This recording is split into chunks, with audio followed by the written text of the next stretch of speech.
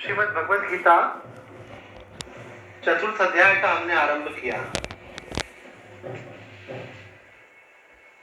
जिसमें भगवान श्री कृष्ण एक परंपरा का वर्णन करते हैं कि ये ज्ञान की परंपरा कल्प के आदि में भगवान ने शुरू की थी और सबसे पहले भगवान ने अपना ही जो स्वरूप नारायण स्वरूप सूर्य नारायण है उनको उपदेश किया था। तो जैसा कि बताया जाता है कि सूर्य के पुत्र के रूप में मनु है, मनु को उपदेश हुआ, मनु ने इक्ष्वाकु को उपदेश किया और ये सब राजा जो मनु राजा थे, इक्ष्वाकु राजा थे, ये सब क्षत्रिय राजा थे। तो इस प्रकार से क्षत्रिय राजाओं में ये परंपरा आगे बढ़ी। उसके बाद वो ज्ञान जो है ब्राह्मणों को प्राप्त हुआ, ऐसा उपनिषदों से मालूम पड़ता है, क्योंकि क्षत्रियों में बल की स्थापना करने के लिए भी ज्ञान की आवश्यकता है। मनुष्य मरने से डरता है, भयभीत होता है, लेकिन यदि उसे आत्मज्ञान हो जाए तो उसका भय दूर हो जाता है। ब्राह्मणों को ज्ञान होना इसलिए आवश्यक है कि भाई वो बुद्धिजीवी हैं, हमारे ऐसा माने जाता सत्वगुण प्रधान है, तो अब उनको ज्ञान होगा तो वो पूरे समाज की, पूरे राष्ट्र की, मानवता की भलाई कर सकेंगे। इस प्रकार से मनुष्य मात्र का कल्याण हो सके, इसलिए भगवान ने ज्ञान की परंपरा आरंभ की थी। पर यह परंपरा बीच में टूट गई और पुनः उस परंपरा को आरंभ करने के लिए भगवान अर्जुन को निमित्त बनाकर ये ज्ञान का उपदेश कर रहे हैं। यहाँ पे भगवान भाष्यकार इस यहाँ पे भूमिका में एक महत्वपूर्ण बात कहते हैं कि भगवान श्री कृष्ण ने द्वितीय अध्याय में ज्ञान का, क्योंकि सांख्य योग नाम है उसका, और तृतीय अध्याय में कर्म योग का विस्तार से जो है उपदेश कर दिया। क्योंकि दो ही प्रकार के धर्म हैं, प्रवृत्ति रूप धर्म और निवृत्ति रूप धर्म।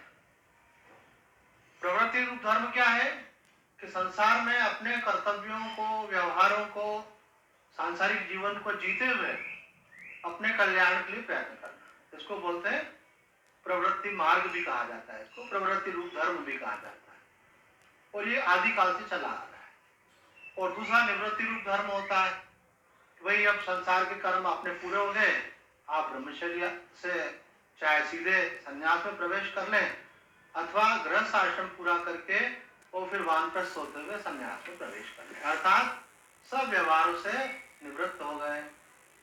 तो कहते हैं कि भाई ये ऐसा नहीं है कि you are free to choose anyone of them, आप स्वतंत्र नहीं है दो में से किसी एक का चुनाव करेंगे, बल्कि शास्त्र ये कहता है कि यदि अभी आपको संसार की जिम्मेदारियां अंदर से महसूस होती हैं, अगर आपको अपने कर्तव्य महसूस हो रहे हैं, आपको लगता है कि मुझे मेरे बिना काम नहीं चलेगा, परिवार को, समाज को मेरी आवश्यकता है, और आपके मन में भी संसार को छोड़ने का मन भी नहीं है ना। अभी किसी से कहा जाए चलो भाई हरिद्वार चले तो कोई भी तैयार हो जाएगा, लेकिन बोले परमानेंटली चलो, बैग बना लो और चलो, अब लौट करके नहीं आना है, तो 10 में से 9 लोग बोलेंगे नहीं अभी टाइम नहीं आया हमारा। लेकिन एक ऐसा भी होगा, स्वामी जी मैं तो इंतजार ही कर रहा था कोई मुझे मिल जाए, चलो मैं चलने को तैयार हूँ। बोले मेरा तो अब मन संसार से भर चुका है और मैंने बहुत दुनियादारी कर ली है, सबको देख लिया है, अब मैं शांति चाहता हूँ और मुझे न घर में आकर्षण है, न परिवार में आकर्षण है, और न मेरा कोई काम धंधा है, बस अब मेरे को अपना कल्याण करना है। ये निवृत्ति मार्ग का अधिकार है, जिसको संसार से वैराग्य हो गया, जिसके मन में अभी कुछ ऐसा लगता नहीं मेरी रिस्पॉन्सिबिलिटीज कुछ शेष रह गई है। आप कहेंगे कि ऐसा व्यक्ति तो वो होगा जिसकी उम्र 50-60 से ऊपर हो गई हो, लेकिन हमारा शास्त्र ऐसा नहीं मानता है। हमारा शास्त्र ऐसा मानता है निवृत्ति मार्ग में जाने की कोई पर्टिकुलर आयु नहीं होती है, एक सामान्य क्रम तो है, 100 वर्ष की आयु और 25 वर्ष ब्रह्मचर्य, 25 गृहस्थ, उसके बाद 50 के बाद अर्थात बच्चों की शादी होने के बाद हर व्यक्ति को चले ही जाना चाहिए, सब कुछ छोड़ करके एकांत में भजन करने के लिए। पहले तपस्वी जीवन जिए, वासनाओं का अच्छी प्रकार से क्षय हो जाए, फिर सहज स्वाभाविक जो अंदर से संन्यास होता है उसके साथ बाहर से भी वेश धारण कर ले। लेकिन यह भी कहा है यदि किसी को ब्रह्मचर्य आश्रम में ही वैराग्य हो जाए, अर्थात बोले मुझे काम वासना है ही नहीं, मैं विवाह क्यों करूं, मुझे धन कमा करके बिल्डिंग बनाना ही नहीं है, तो मैं पैसा क्यों कमाऊं? तो बोले भाई जीवन निर्वाह के लिए। तो बोले जीवन निर्वाह के लिए तो 2-4 घंटे काम करके भी चल सकता है। अब वो भी करके देख लिया किसी ने। अरे बोले जब भगवान पे भरोसा है तो 2 रोटी देगा वो, मैं तो ये भी छोड़ना चाहता। अगर आप पूछें कि मेरा जीवन कैसा था, तो मेरा ऐसा ही था। मैं ब्रह्मचर्य आश्रम से संन्यास में प्रवेश किया था। और आदि शंकराचार्य जी ने कहा है ऐसा कि जिसके अंदर संसार वासना नहीं है, पूर्व जन्मों में कर्मों का क्षय कर चुका है, और जब उसको वैराग्य हो तब संन्यास ले ले। और एक कॉम्प्लिकेटेड केस बताते हैं आपको, स्वामी राम तीर्थ का प्रसंग निकल आया। निवृत्ति रूप धर्म तो बताना पड़ेगा, जरूरी है। स्वामी राम तीर्थ की संतान थी, भगवान बुद्ध की न्यूली बॉर्न संतान थी, लेकिन उनको वैराग्य हो गया।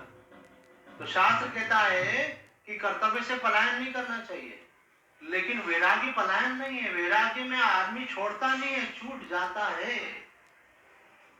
वो देख ही नहीं पाता है उस तरफ, उसका मन इतना ज्यादा खिंच जाता है परमात्मा की तरफ कि संसार उसका ड्रॉप हो जाता है, संबंध ड्रॉप हो जाते हैं, वो उसके हाथ में नहीं रहता है। वैराग्य एक मन की अवस्था है, उसको अपन समझ सकते हैं कि जब किसी चीज में बिल्कुल भी मन नहीं लगे और उच्चाटन हो जाए, वो होगा उसका। तो ऐसा जिसको भी वैराग्य हो जाता है, फिर वो घर छोड़ देता है। तो वास्तव में संन्यास का अधिकार तभी जब वैराग्य हो जाए।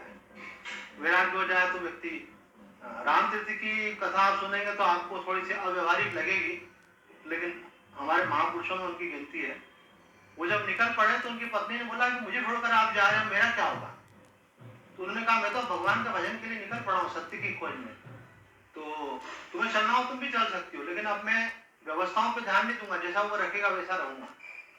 तो उन्होंने कहा ठीक है मैं भी चलती हूँ। बच्चा छोटा था, उसको गोदी में उठा लिया। उन्होंने कहा इसको क्या कर रही हो? तो बोले इसको भी लेके चले ना। बोले जिसने जन्म दिया वो पालेगा इसको, परमात्मा सबको जन्म देने वाला, वही पालने वाला। बोले नहीं नहीं मैं इसको लेके चलती हूँ। उन्होंने कहा ठीक है, लेकिन मैं तुम्हारे लिए और बच्चे के लिए कहीं रुकने वाला नहीं हूँ।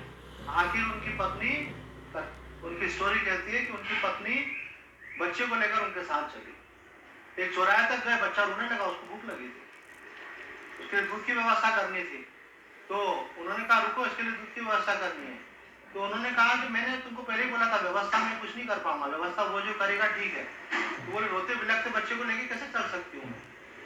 तो तुम कुछ बोले, तुमको खुद को चुनाव करना पड़ेगा, या तो तुम मेरे साथ चलो या बच्चे को संभालो, ऐसा। तो इतने निर्मम हो गए, वैराग्य में आदमी निर्मम हो जाता है, उसको केवल एक भगवान दिखता है। तो आखिर उसने, महिला ने ऐसा किया कि बच्चे को चौराहे पे छोड़ दिया कि जो इसके प्रारब्ध में लिखा होगा वो होगा, जो भगवान की इच्छा होगी वो होगा। वो अपने पति के साथ चले, लेकिन आगे जाकर के मालूम पड़ता है कि वो भी उनके साथ नहीं चल पाई, निकल गए। बाद में वो एक बहुत महान व्यक्ति बने, भगवान की व्यवस्थाएं बन गई, सब हो गया। ऐसा अखंडानंद जी महाराज ने कहा है, जिनका नाम अक्सर हम लेते हैं, वृंदावन वाले स्वामी अखंडानंद जी महाराज। उन्होंने कहा जब हम संन्यास लेना चाह रहे थे तो हम गृहस्थ आश्रम में थे, तो हमको मन में आया कि हमारी धर्मपत्नी का क्या होगा। उनको वहां समाज के लोग बोलते थे पंडित जी, तो पंडितानी का क्या होगा। पर चूंकि मन अब पूरी तरह से भगवान श्री कृष्ण की तरफ खिंच चुका था, तो हमने कहा जो श्री कृष्ण चाहेंगे वो होगा, और रहा नहीं गया और निकल पड़े। ऐसा लगता है उस स्थिति में जैसे भगवान ने सम्मोहन करके खींच रहे हैं, व्यक्ति खुद कर नहीं रहा है, उससे करवाया जा रहा है, तो वो निकल पड़े। बहुत समय के बाद स्वामी जी ने बताया अपना अनुभव कि कोई व्यक्ति आश्रम में आए और बोला महाराज जी आपके समय जो घर की स्थिति थी उससे बहुत अच्छी घर की स्थिति बन गई अभी। बोले जितने भी वहां गांव के लोग थे सब पंडिताजी जी से मिलने के लिए गए, बोलने लगे कि पंडित जी ने संन्यास ले लिया, कोई बात नहीं है, आप चिंता मत करना, हम लोग है ना, हम तो आप लोगों के यजमान हैं, हम आपका ध्यान रखेंगे। और बोले बिना ही कुछ कर्मकांड कराए अपने आप ही सारी व्यवस्थाएं वहां इस प्रकार से बन गई। तो स्वामी जी कहने लगे देखो आपके किए से तो कुछ नहीं होता है, भगवान की किए से सब कुछ हो जाता है। आपके किए में लिमिटेड होगा, वो सीमित होगा, कई कमियां होंगी, लेकिन जहां भगवान का हाथ आ जाता है निर्विघ्न रूप से वहां सब चीजें होने लगती हैं। लेकिन रामसुदास जी महाराज ने कहा है कि वैराग्य एक स्थिति है, बिना उस स्थिति के आए व्यक्ति को अपने कर्तव्यों का परित्याग नहीं करना चाहिए। लेकिन एक बार वो बता रहे हैं कई लोग ऐसे भी हैं जिनके कर्तव्य पूरे हो चुके हैं और जिनके बच्चे भी बोलते हैं आप भगवान का भजन करो, हमारे इंटरफेयर मत करो, लेकिन मोह के कारण छोड़ नहीं पाते। मनु जी का ऐसे ही केस था, रामायण में आता है।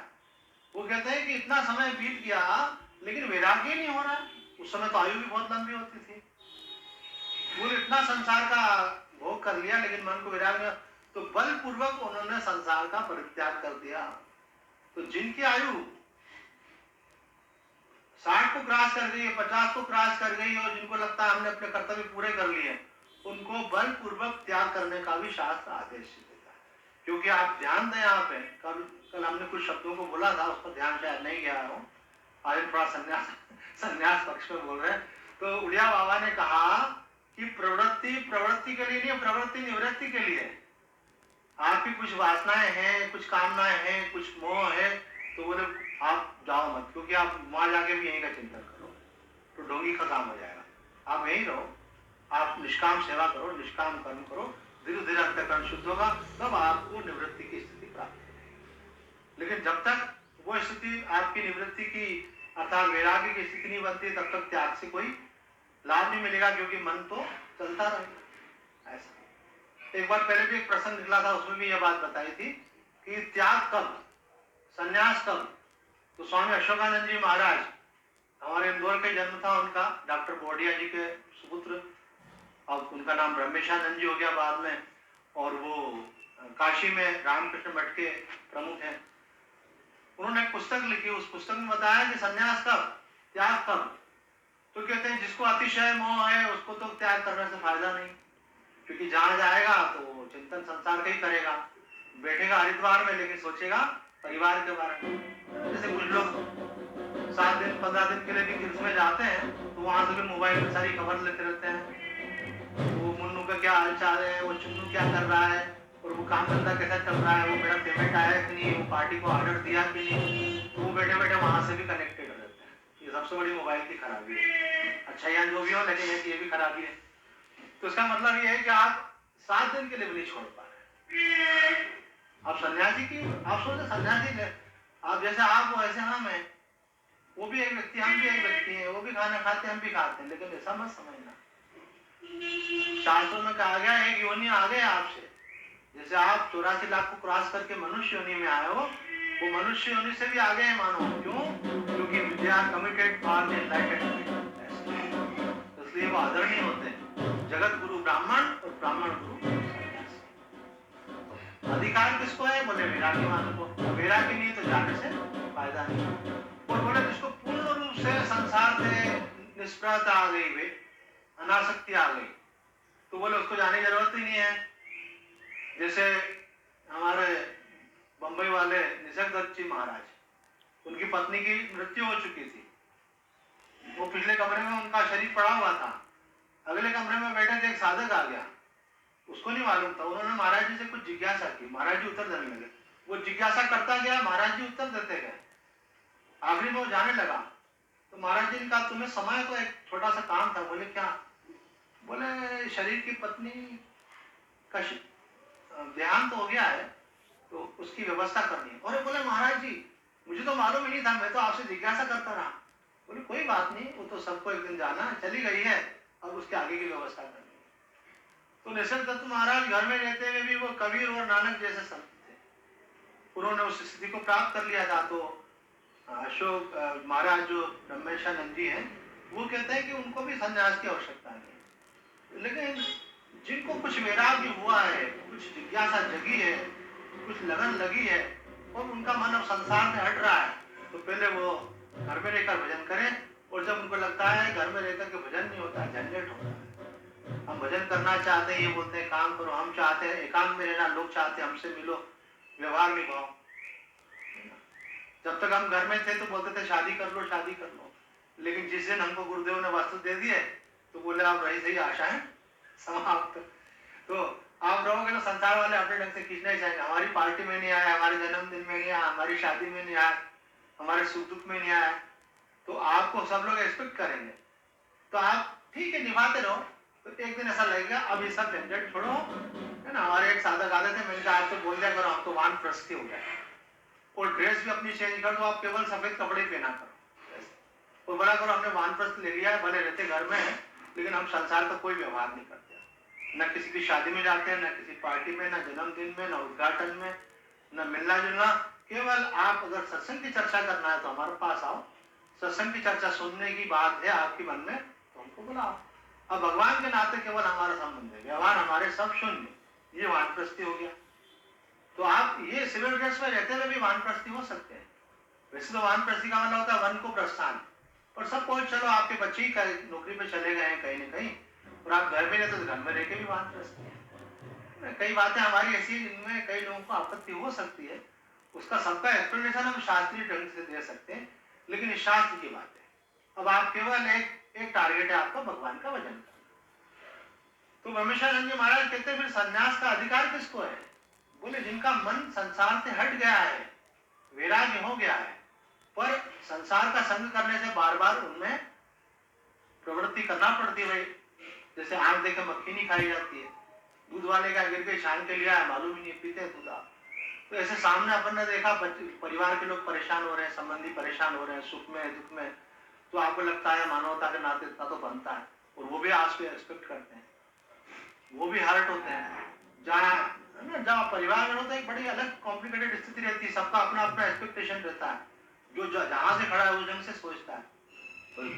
बोले उनके साथ निभाते रहो, भजन करते रहो, एक करते करते ऐसी स्थिति आएगी प्रवृत्ति निवृत्ति के लिए कि आप लगेगा अब हमसे नहीं होता, हाथ जोड़ लो। बहुत व्यवस्थाएं भगवान के पास, कोई कमी नहीं है। आप एक बार आप वहां से उपराम हो गए और फिर आप पूर्ण रूप से भगवान कर। और अगर आपकी ऐसी इच्छा हो तो मैं चौपाई बताता हूँ आपको, बहुत इफेक्टिव है। सब जो भी व्यक्ति इसको पढ़ता है उसके जीवन में रूपांतरण आता है कि पहले तो फालतू के झंझट हटेंगे, फिर इच्छाओं की चीजें हटेंगी, फिर आपके आसपास के लोग आपके साथ सेट होंगे, फिर केवल आवश्यकता मात्र के लिए घर में कर्म चलेगा। वो चौपाई आप ध्यान से सुन लो, कुछ सिद्ध संत की बताई और रामायण की चौपाई। अब प्रभु कृपा करो यही भांति, सब तजी भजन करूं दिन राति। वो सारे साधक पूछते हैं कि स्वामी जी भजन करना चाहते हैं, हो ही नहीं पाता है, झंझट इतना है, परिवार का एक्सपेक्टेशन इतना है, परिस्थितियों की डिमांड है, करे तो क्या करें? अब लोन ले रखा है, परिस्थिति की डिमांड है, चुकाना है तो काम तो करना पड़ेगा। तो बोला अब ये तो आप भगवान की तरफ जाना चाहते हो ना, अभी उनका काम है, वो आपको उन सब में से कैसे निकालते हैं, वो सब व्यवस्थाएं करेंगे आपकी। एक बार आप उन पे आप एक रिक्वेस्ट लेटर तो भेजो उनको। तो ये रिक्वेस्ट लेटर है कौन सा? अब प्रभु कृपा करो यही भांति, सब तजी भजन करो देता है। कई लोगों को ऐसा लगता है कि छोड़ेंगे नहीं, घर वाले पकड़ लेंगे। रमन महर्षि जी ने कहा कि हमारे एक अंकल थे, बहुत पहलवान टाइप के थे, मतलब बलवान थे। तो जब हम चले गए तो बहुत समय बाद खोजते खोजते उन्होंने पता लगा लिया कि ये यहाँ पर है।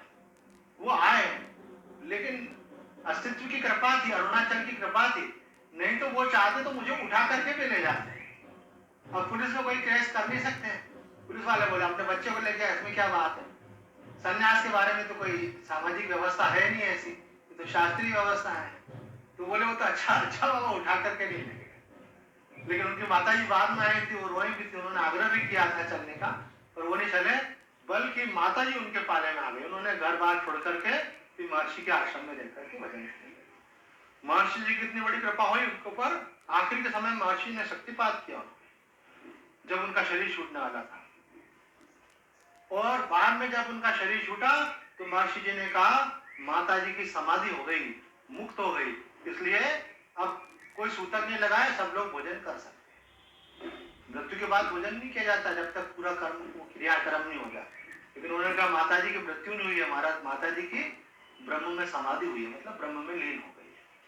महर्षि जी कृपा थी, वो कुछ कोटि के सिद्ध संत थे, सामान्यतः ऐसा हो नहीं पाता है कि कोई दूसरे को मुक्त कर दे, लेकिन उनके पास वो सामर्थ्य थी।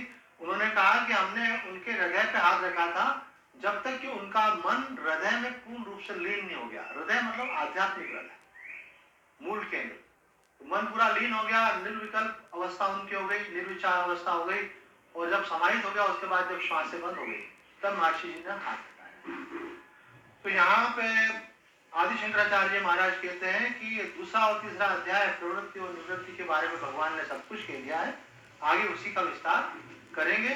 उनकी बारीकियों क्यों हर प्रसंग में आपको लगेगा कि बहुत महत्वपूर्ण बात कही जा रही है। यहाँ तो भगवान श्री कृष्ण स्वयं कह रहे हैं कि यह जो श्लोक है ये साधारण नहीं है। ये कैसा है? बोले देखो इसका अर्थ, हे परम तप अर्जुन, इस प्रकार परंपरा से प्राप्त इस योग को राजऋषियों ने जाना, किंतु इसके बाद वह योग बहुत काल तक पृथ्वी लोक में लुप्त प्राय हो गया। और तीसरे श्लोक में बोलेंगे यह पुरातन योग आज जो मैं तुझको कह रहा हूं यह बड़ा ही उत्तम रहस्य है, अर्थात गुप्त रखने योग्य है। बोलिए बड़ अब जो तीसरा अध्याय चौथा अध्याय शुरू होगा इसके लिए भगवान बोल रहे ये गुप्त है और रहस्य है, सीक्रेट है, लेकिन मैं तुम्हें इसलिए बता रहा हूँ क्योंकि तुम मेरे मित्र भी रहे हो। और उसके बाद में अर्जुन ने दूसरे अध्याय में भगवान का शिष्यत्व भी स्वीकार कर लिया और भगवान कहते तुम मेरे भक्त भी हो, भक्तोसी में सखा चेती रहस्यम ते तदुत्तम। तो ये भगवान यहाँ पे भी एक नया सीक्रेट खोलने वाले हैं चौथे अध्याय के अंदर। तो आप ऐसा मत समझें कि दूसरे तीसरे में कंप्लीट ही हो चुका है, बहुत सारी नई चीजें आपको यहाँ पे प्राप्त होने वाली है। अब देखो यहाँ पे बाबा ने बहुत बढ़िया बढ़िया बातें कही हैं। बाबा यहाँ कहते हैं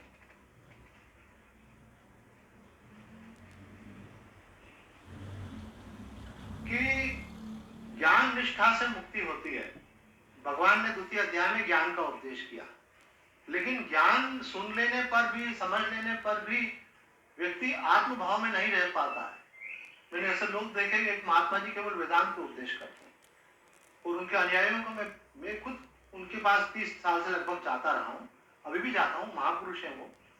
उनके अनुयायियों को देखता हूँ 30 साल से लगे हुए, लेकिन मेरे को तो अधिकार नहीं है बोलने के, पर मैं देखता हूँ कि भाई काम नहीं बन रहा लोगों का। क्यों नहीं बन पा रहा है? ब्रह्म ज्ञान का श्रवण करने पर भी ब्रह्म में स्थिति क्यों नहीं हो रही है?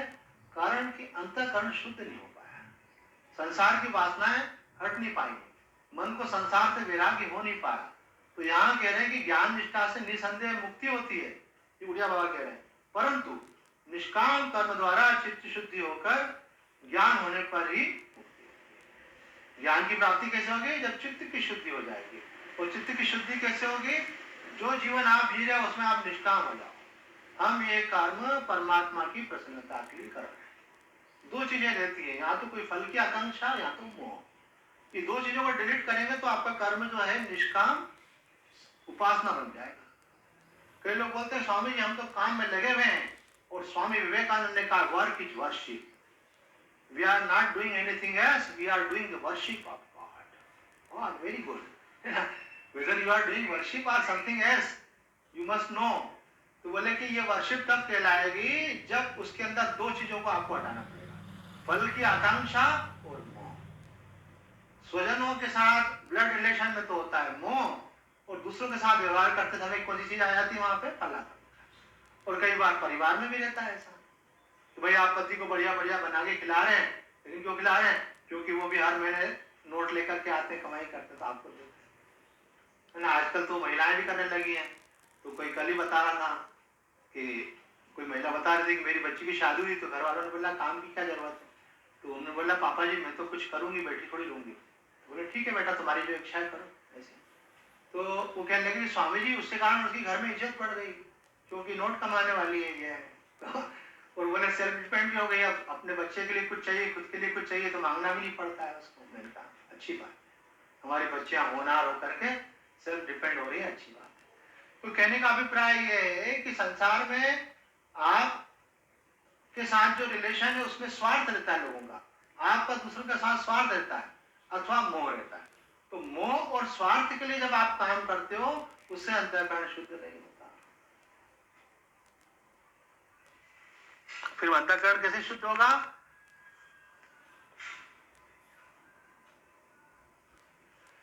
तीन चीजें जो है आवरण का कार्य करती हैं। तीन चीजों से जो है हमारा स्वरूप जो है ढका हुआ है, मल, विक्षेप और अज्ञान, है ना। अज्ञान ही आवरण का कार्य करता है। तो कहते हैं कि मल की निवृत्ति होती है निष्काम सेवा से, निस्वार्थ भाव से सेवा करने से। विक्षेप की निवृत्ति होती है निष्काम उपासना से। ये दोनों हो गए, अब आप ज्ञान योग के अधिकारी बन जाते हैं। मतलब अंतःकरण जिसका शुद्ध हो गया वो प्रवृत्ति मार्ग से निवृत्ति मार्ग में आ सकता है, कर्म मार्ग से ज्ञान मार्ग में आ सकता है, भगवान ने गीता में कहा लोकेस्मिन् द्विधा निष्ठा, दो प्रकार की निष्ठा है, एक ज्ञान योग, एक कर्म योग।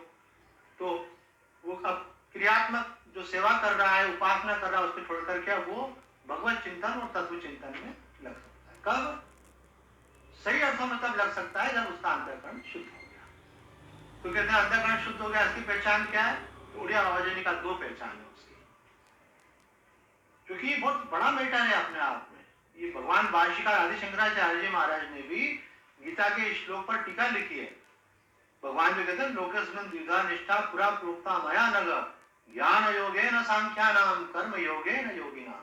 तो वो टीका लिखते हुए ये बात कहते हैं कि ये दो मार्ग नहीं है, बल्कि ये दो मन की अवस्थाएं हैं।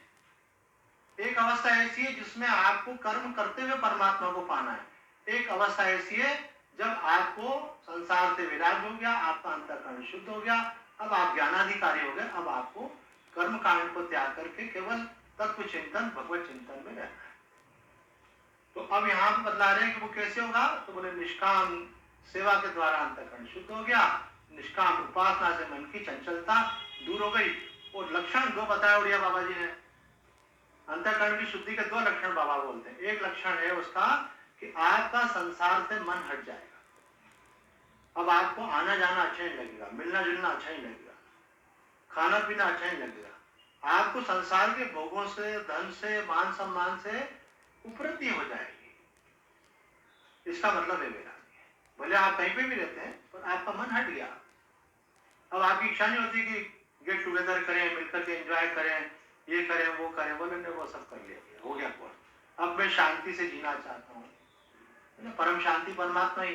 दूसरी बात, आपको अब एक व्याकुलता बनी रहती है कि मेरा कल्याण कैसे होगा, मुझे परमात्मा की प्राप्ति कब होगी।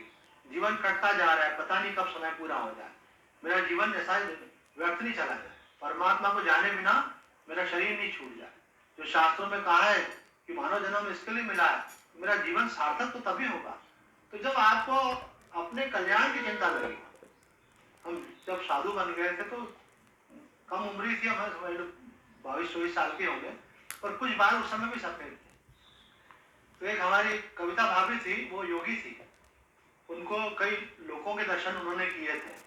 हाँ, हम उज्जैन में रहती थी, अब तो शरीर पूरा हो गया उनका, तो हम उनके पास सत्संग के लिए आते थे। उनकी बहुत उच्च अवस्था थी। तो उनकी सास देखती थी कि ये इनका देवर तरीका ही है, परिवार के नाते से भी हम उनके देवर ही लगते थे दूर के रिश्ते में। तो बोले लेकिन ये भगवान का भजन करता है, पर इसको काहे की चिंता, बाल अभी सी को सफेद हो रहे हैं इसके। तो भाभी ने बड़ी अच्छी बात बोली, इसको चिंता लग गई है मेरा कल्याण कैसे होगा। तो मुझे बाद में हंसी भी आई इस बात को लेकर के कि एक होती है संसार की चिंता और एक होती है अपने कल्याण की चिंता। ये कल्याण की चिंता का ही दूसरा नाम है मुमुक्षा, जिज्ञासा, ये व्याकुलता। कि उनको अगर आदमी लगता है आप मेरे को, आप झंझट में मत फंसाओ, मुझे मत उलझाओ, मुझे ये सब नहीं चाहिए, मेरे साथ में ज्यादा मत बैठो, काम की बात करो, फालतू मेरे से मिलना नहीं, फालतू मुझे बुलाना नहीं, मेरे से नई चीजें पूछना नहीं, मुझे उलझाने की कोई जरूरत नहीं। बोले आखिर आप ऐसे उच्चाटन में क्यों रहते? बोले हाँ मुझे ये सब चीजें पसंद नहीं है। आओ बैठो, सत्संग की चर्चा करो, खूब प्रेम से करेगा, तत्व की चर्चा करो, खूब करेगा, भजन करो। एक लड़की मुझे बोले स्वामी जी मेरे परिवार वाले बोलते हैं कि तू एक नंबर की आलसी तमोगुणी है, तो मैं आपसे थोड़ा कंफर्म करना चाहती हूँ कि सचमुच में मैं ऐसी हूँ क्या। तो मैंने कहा पूछो, और आपकी बात से तो कुछ मालूम नहीं पड़ता ऐसा। तो बोले मेरे से अगर जब करने का बोला जाए तो मैं एक आसन पे बैठ के 6-8 घंटे साधना कर सकता और करती भी हूँ मैं। लेकिन अगर मुझे घर का काम बताया जाए अथवा दूसरी कुछ बताया जाए ना, उसमें किसी में मेरा मन नहीं लगता है। और मैंने बोल रखा है मेरी शादी करना आना। फिरोजाबाद में रहने वाली लड़की, उसका नाम मधु, मैं ये बात बता रहा हूँ आज से 25 साल पहले की, अब तो वो भी बहुत बड़ी हो गई। उस समय लगभग वो यंग थी, मैं भी यंग साधु था, ऋषिकेश में मिली थी मुझे वो। तो मुझसे पूछने लगी ऐसा। तो मैंने कहा कि तमोगुणी तो वो होता है जिसका भगवान के भजन में भी मन नहीं लगता है, संसार के काम में भी मन नहीं लगता है। लेकिन सत्वगुणी वो होता है जिसको संसार के व्यवहार से तो उपरामता आती है, लेकिन भगवान के भजन में उसका खूब मन लगता है, भगवान के भजन में ही मन लगता है उसका, क्योंकि सत्वगुणी है वो। इसलिए संसार के लोग तो बोलेंगे भाई ये आदमी काम का नहीं है, अपने तो निंदा करेंगे आपकी, बेकार ही है। लेकिन आपको संसार सर्टिफिकेट लेने की जरूरत नहीं है, आपको सर्टिफिकेट देने वाले भगवान है। सर्टिफिकेट देने वाले महापुरुष हैं और सर्टिफिकेट देने वाला शास्त्र है। वो शास्त्र बताता है कि आप कहाँ खड़े हो और कहाँ आपको जाना है। एक पति पत्नी हमारे पास सत्संग में आते थे, आप थोड़े से लोग हो, मुझे मेरे भी दिल की कोई बात मैं सुनाता हूँ, अच्छा खुल करके बैठे हैं अपन। तो वो उनके पति अपनी पत्नी से बड़े नाराज रहते थे। तो मैंने कहा क्यों नाराज रहते हो? अरे बोले कोई मेहमान आए तो एंटरटेन नहीं करती है, बात नहीं करती है, इंटरेस्ट ही नहीं रहता है, कोई आए कोई रुके हमेशा। बोले इसको इसके कारण सारा हमारी सोशल रिलेशनशिप खत्म हो रही है, कहीं भी बोलो चलो चलती नहीं है ऐसे। तो उनकी पत्नी, वो तो आए तो मेरे पास खुद थे, पर एक दिन उनकी पत्नी भी आई उनके साथ में, फिर पत्नी अलग से ही मिलने आई। तो बोले स्वामी जी हमारी तो गृहस्थी बिगड़ चुकी है, ये हमेशा मेरे से 12 महीने और 24 दिन नाराज रहते हैं, 24 घंटे नाराज रहते हैं, कभी ये मेरे से प्रसन्न होकर बात नहीं करते क्योंकि मैं इनके अनुसार नहीं हूँ। तो मैंने क्या बात है, जब उन्होंने बताई तो मैंने कहा आप जो जो बातें बता रहे हो ये सब साधक के लक्षण है। एक व्यक्ति संसार के मोह माया में फंसा हुआ है, अब एक व्यक्ति साधक है, दोनों लोगों की शादी बड़ी डिफिकल्ट चीज है अगर अनुकूल व्यक्ति से हो जाए तो बहुत बढ़िया बात है, और अगर एक व्यक्ति बहुत प्रवृत्ति का वाला है और एक व्यक्ति निवृत्ति वाला है तो दोनों को निभाना बहुत कठिन हो जाता है। इनका सारे के सारे लक्षण, एकांत में रहने की इच्छा, मौन रहने की इच्छा, ध्यान में बैठने की इच्छा, और जो है स्वाध्याय अच्छा लगना, जो बैठ करके जप करना अच्छा लगना, तीर्थ यात्रा अच्छा लगना। आपको ये सब अच्छा लगता है, आगे पति को पिक्चर जाना अच्छा लगता है, रिलेशन में जाना अच्छा लगता है, सब व्यवहार करना, घूमना फिरना, ये सब अच्छा लगता है। अब दोनों विरोधी हो गए, तो अब निभा रहे कैसे भी करके, बंधे प्रारब्ध का खेल है। तो कहने का अभिप्राय यह है कि जब आपका मन संसार से हट जाता है तो उसके लिए फिर एक ही विकल्प रहता है कि अब परमात्मा, अंतःकरण आपका शुद्ध हो गया। आगे की चर्चा कल करेंगे, बहुत सारी और भी बातें कहने के लिए, आज इतना ही। ओम पूर्णमदः पूर्णमिदं पूर्णात् पूर्णमुदच्यते पूर्णस्य पूर्णमादाय पूर्णमेवावशिष्यते। ओम शांति शांति शांति। हरि ओम तत्सत्।